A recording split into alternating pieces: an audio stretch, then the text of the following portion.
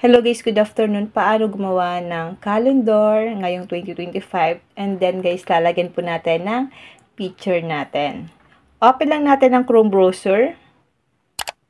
Ito po sa may search engine. I-type lang natin ang Photofonia.com calendar.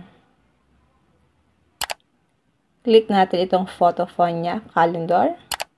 May nakalagay dito na year. Tap lang natin itong year.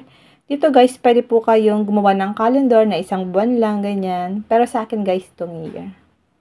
Click ulit natin itong year. Then may nakalagay po dyan na 2025. Tap natin ito. Makikita po natin dito na may nakalagay na 2024, then 2025. Pipiliin po natin dito guys, itong 2025 kasi patapos na rin naman itong 2024. Kailangan po nakaselect na po tayo sa 2025. Then, click natin ang choose file para makapaglagay tayo ng picture natin. Lalabas dito yung mga picture natin na nakasave sa ating phone.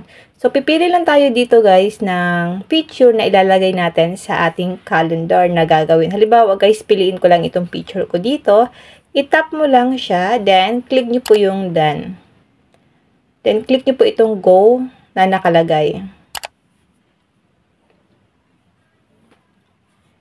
Yan guys, wait nyo lang po siya kasi downloading.